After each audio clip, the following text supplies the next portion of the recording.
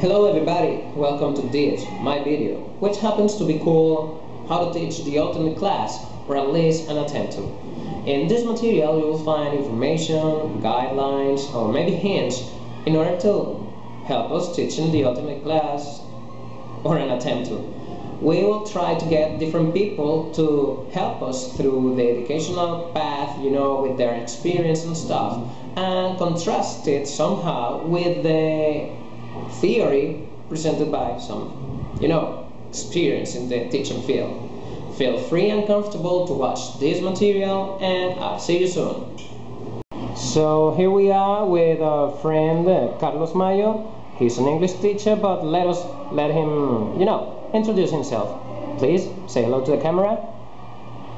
Say hello to the camera. Hello. Hello. You're a teacher, right? Yes. Yeah. How long have you been teaching? I have been teaching for 5 years. So far, so good. But he's not the only one we brought here in order to help us with the video. We got this new teacher. Well, she's not that new, but she's so cool, and she's helping us here in the development of my material. Let's take a look at her. Hello, Marisela. Say hello to the camera. Hello. How are you? I'm fine, thank you. Fine, very well. Yeah, you got me. I've been told that you are an English teacher, right? Okay. Yeah. So, how long have you been teaching? Don't remember. If you remember, of course. I think I've been teaching since 12 or 13 years ago. Oh, that's a lot of experience. And what exactly do you think, or what do you think about the educational process, in the teaching field generally, and then in the maybe English environment? Please. It's not easy because some cases you find in a classroom there are different levels of English students. Okay? That's right. And their interests or perhaps their motivations are not similar. Exactly. So they are different. Then what can I do with those students who normally get bored in the development of the English lessons, and what can I do in order to solve that situation? What would you regularly do to those students who get bored in the classes? Well, I try to integrate them using what they want. I have some students who doesn't like English, and I try to talk to them. I try to use games that call their attention. Most of the games are related to spelling. They like that. That is one of the things that calls their attention. Well, that was good.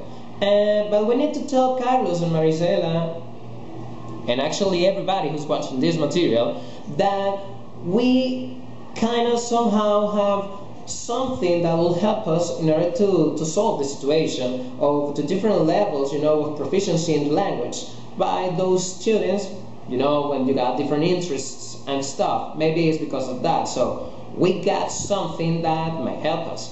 Let's take a look at it. Thanks. In order to group our students in different levels, we got what is called the Common European Framework of Reference for Languages, which divides general competences in knowledge, which is a descriptive knowledge, existential competence, and the communicative competence in linguistic, social linguistic, and pragmatic.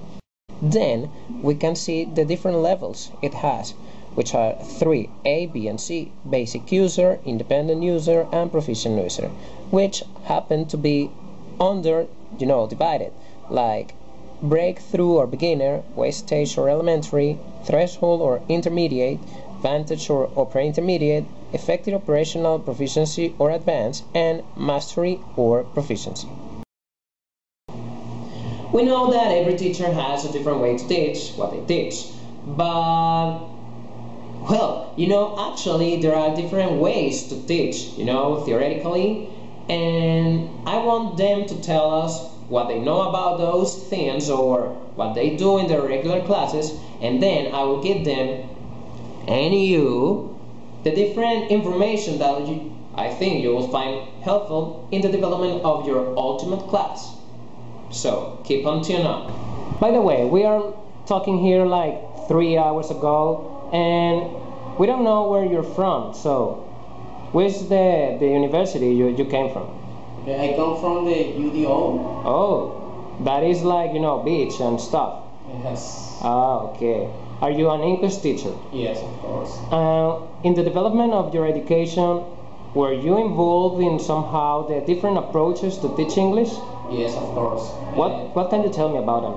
Well, I think that communicative way or communicative methodology is one of the best methodology to teach English. We can teach students what they use the language for. Beside the communicative wave or the communicative language teaching, we got the natural approach, content-based instruction, the task-based language learning, the lexical approach, the project-based approach, among others. Okay, after all that, we need to, get clear what to do and what to use within the classroom. Well, if you're using a classroom, because maybe, like me, you can get bored and go outside, We asked Marisela about these issues, but she tried, to go forward, but I didn't let her. So let's take a look of what she said. I started always my classes asking students, what do you remember about our last class? I catch the whole group's attention because they want to participate and because they want to learn a sticker. By the way, which grade are you teaching? Third grade. Oh, so you are dealing with a tough age range. Okay. What type of materials do you use in your classes? Well, I use, of course, the board. I use the bulletin board too, flashcards, posters. I have a few cutouts, and I use also Realia.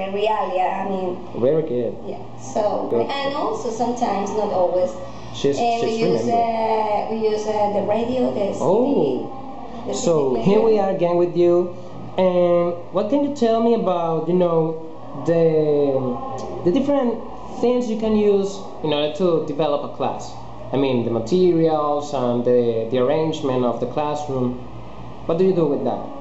I like to work with pictures too much and also real situations so that the students can feel comfortable with what they are learning. For example, I like also to use games. I think that playing with them, they can learn. Okay, now we got clear that we got different ways to teach our language and that we can group our students in different ways, yeah? And that we can use different materials and we can go outside or we can stay in. It doesn't matter.